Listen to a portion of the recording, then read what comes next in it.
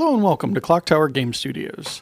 Today I'm going to be discussing drybrushing and a couple different ways that I use it in my model painting process. So I'm going to be starting off with this Games Workshop / Citadel Models Primaris Marine. This was out of one of their introductory magazines from White Dwarf, the How to Paint thing. I bought it just for the Primaris because I'm using him to show scales with off-brand models since Primaris Marines are becoming more and more ubiquitous. So here I've already got him base coated, and you guys watched me, if you watched the last video, saw me use a wash on him, and now I'm going to highlight to brighten back up and bring out the details on the golden bits of his armor. So here I'm going to use a makeup brush that my girlfriend had given me. It's just a cheap throwaway brush. It doesn't have to be in exceptionally good shape. The key is that the bristles are still soft and pliable.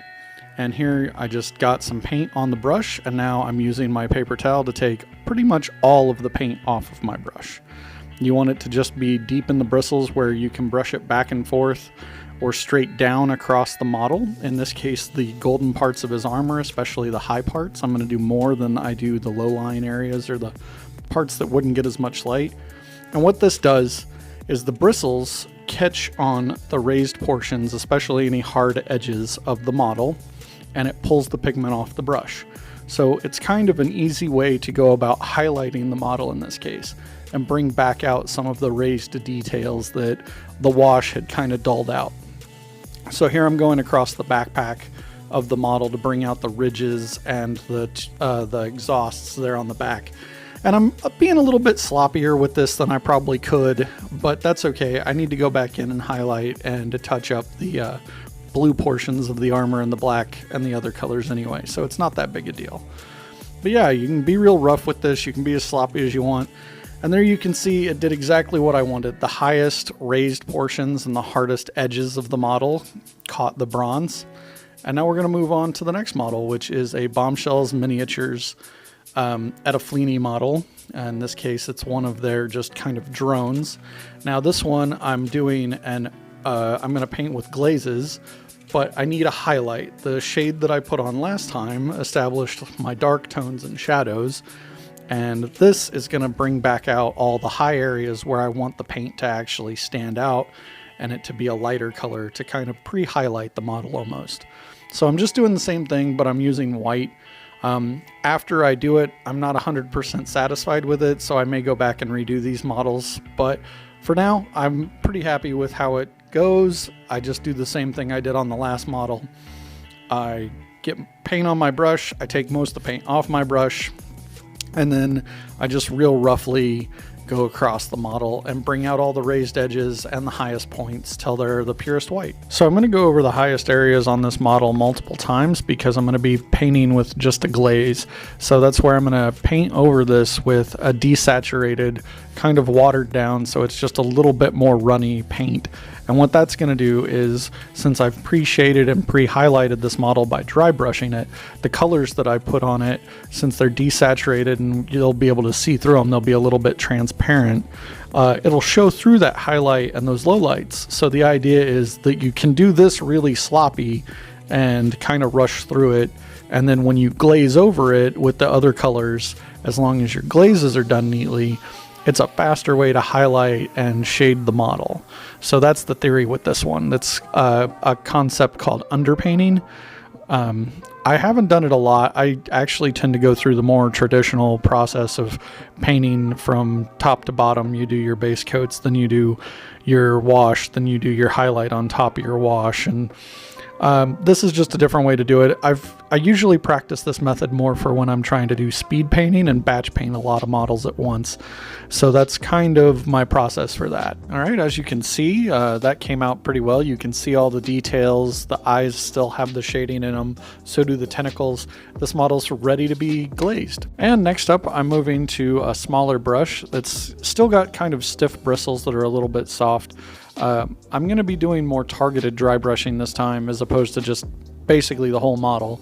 This model already has portions that have been painted, so I'm going to try to avoid those as much as I can. I'll still end up having to do touch-up work just a little bit just because of the nature of dry brushing, but that's okay. That's kind of figured into this, and that's part of why I painted the darker color before I did the light colors. It's a lot easier to touch up dark colors than it is light. So here I'm just getting out my color. This is the model that the Anvil Industries Daughters of the Burning Rose that I've started doing kind of similar to glazing, just using the Seraphim Sepia in the last video. And here in a second you'll be able to see the way that that's turned out so far. But as you can see, I did the same thing. I just got a little bit of my paint on there that I wanted. I'm using bleached bone from Citadel for this color, and I'm doing the same thing. I'm just doing it in a smaller, more targeted motion. I've got my smaller brush, and I'm just making sure to do the best I can to avoid the dark green areas. And this is just picking out all of the highest areas, just like the others did, but I'm going through and being careful to leave the really dark recesses that have already been shaded and doing just the highest points. This is just going to bring out the bone color a little bit more that I want, and it's going to make it easier to go through and do edge highlighting later, which I'll discuss in a later video. But this is basically the same thing as the other dry brushing. It's just smaller, more targeted. Be a little bit more careful to get the specific areas you want, and just it's treated exactly the same way. You get a little paint on your brush, you get most of the paint off of it, you go through and you paint across the highest areas where you want the color to stand out and be highlighted. It's just a different approach and different use for the technique. This one's basically going through and doing sort of highlight and paint at once. The other one was doing kind of an underpaint situation, and then the very first one was literally just highlighting, which was the point of that. So this is pretty much a finished model. I just have to go through and bring out some details like the fleur-de-lis on her chest, and then of course I have to paint her head because the hair and her flesh tone are going to be a different color. And I've decided while I was doing this model that I want to bring up the bone color just a little bit more. So I'm going to go over it with another layer of dry brushing, and that's what I was talking about with being able to go back over this with more highlights. Well, you can layer more and more dry brushes. So the last one was kind of a cream color that was a little more towards the yellowish brown side, and now the next color I'm doing is bleached bone, which is an older color that's a little more white, a little less saturated with the brown tones. It still has a little bit of a brown tone. It's definitely a cream color, but it's not quite as dark as the previous layer. But it's the same thing. You just go over it, wipe all of the brush or all of the paint, or at least most of the paint, off of the brush before you get started, and then the same thing. But this time I'm going to be a little bit more careful. I'm only going to hit the very highest parts because this is my highlight layer.